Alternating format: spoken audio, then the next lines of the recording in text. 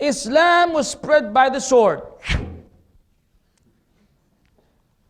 Yeah, you should come to the Dawah Center, come to the Dawah Center where I've worked and where many people work, and look for the swords that we be hanging, on the walls. As soon as a non-Muslim comes and say, ha, you came to the right place.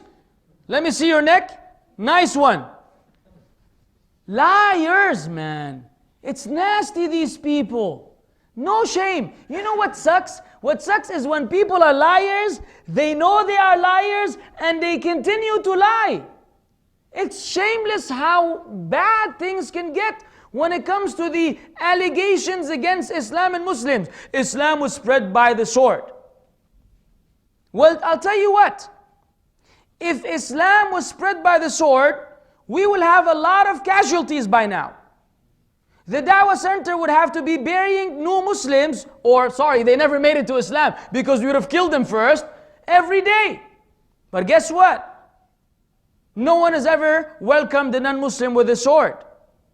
You have to differentiate between jihad and fighting in Allah's cause, which we will elaborate on extensively, don't worry, and between Islam being spread by the sword. These two are not the same. Don't try to make them the same. Because the only way they trick us is by our ignorance. See, the only way they're able to actually sell this lousy product is because we ourselves don't know. And so when we don't know, we're gullible. Anything they give us, we become doubtful and we get afraid and we try to hide things and say, no, this is not true. And why? If you knew, if you had sound knowledge, all you have to do is convey it to the people. If they like it, marhaba. If they don't like it, big deal. I'm sorry, your problem is with your Creator. You can tell him on the Day of Judgment, by the way, I didn't like your religion and the rulings therein. And then He will know where to put you for your choices. It's not my business to twist around my deen for your convenience. If you like it as it is, congratulations, you're the winner. If you don't like it, then it's too bad for you. But we have to say the truth all the time. Now, in regards to the idea that Islam was spread by the sword, what does that mean, spread by the sword? It means that I come to you with some weapon, because they say, okay, not sword, now using guns. They try to play with games. Say, no problem, use whatever weapon. It means that I come to say, look, you better become a Muslim, I'm going to kill you. Now, I ask any Muslim here, and I want you to answer me audibly, so they will know at different levels, different age groups. What do we call the person in Islam who declares something with his mouth while he doesn't believe it in his heart? A hypocrite. Where does he belong in our deen? In the lowest level of the hellfire. Guess what? We don't need them. The last thing we need among our ranks is a hypocrite. The last thing. In fact, if one wanted, they said, please put a sword so I can declare my shahada, we say, we don't need you. Because you will be in a worse condition after you come to Islam. You being a disbeliever is better than being a hypocrite Muslim. Because as a disbeliever, you'll be in the upper level of the hellfire. As a hypocrite, you'll be in the lowest level of the hellfire. It's not even good for you. And it's not good for us. Because you're going to confuse us. Are you with us or are you against us? So this very idea is illogical. That we were forcing the people to become Muslims. What we did was, ادعو إلى سبيل ربك بالحكمة والموعظة الحسنة وجادلهم بالتي هي أحسن. Call on to the way of your Lord with wisdom, excellent preaching and admonishment, and argue with them in a manner which is best. And that's how people entered into Islam. That's how they continue to enter into Islam. It was not done by the sword. Too bad for you. Why? Allah says, لا إكراه في الدين. This was also in the salah. There's no compulsion in the religion. قَدْ تَبَيَّنَ الرُّشْدُ مِنَ الْغَيِّ. The right path has become clear from the wrong one. Allah already made the truth and falsehood so extreme in their opposition to one another that only a super blind person, even a super blind person can see them. Even the blind person can see the variation between truth and falsehood. After that has become clear, you can't force someone to change his heart and become a Muslim with a gun, with a weapon, with a knife, with a sword. You cannot.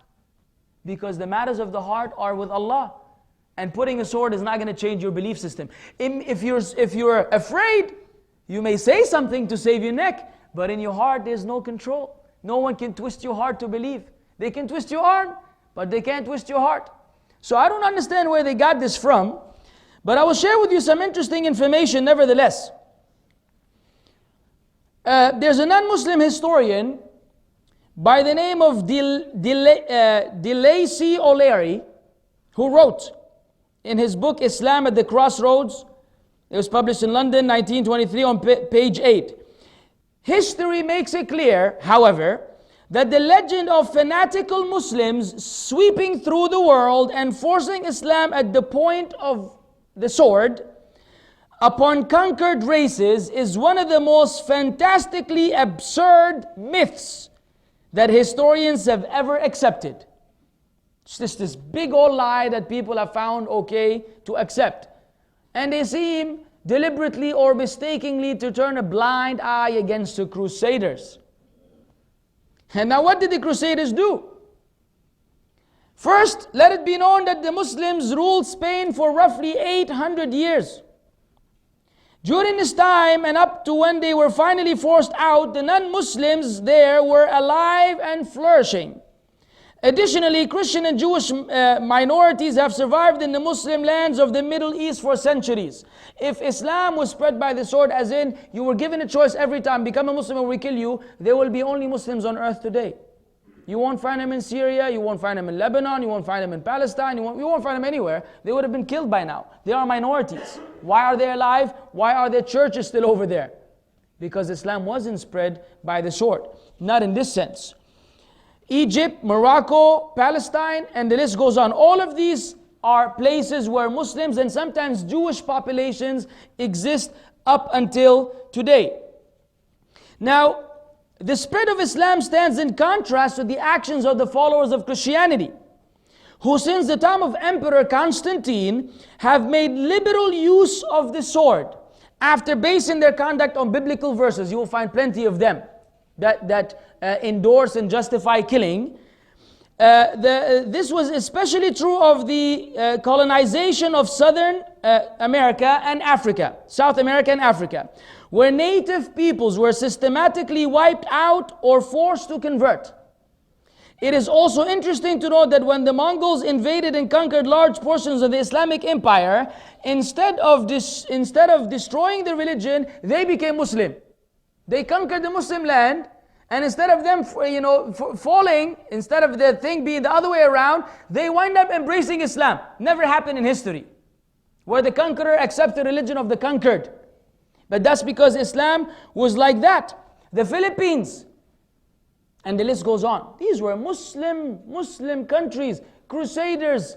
The Spaniards and others are the ones who forced Christianity upon the people. Nowadays, they still do it. But now they've become more politically correct. So they know they have ways and they are slick in the way they do this. They still do it behind the scenes. But now, how do they do it in front of the people? They go to Muslim countries where there's poverty, they offer them food and drink, and they call them to Christianity indirectly or directly through their missionary work. So they're still doing the same thing, forcing the people to become Muslim because of their need. We didn't do that.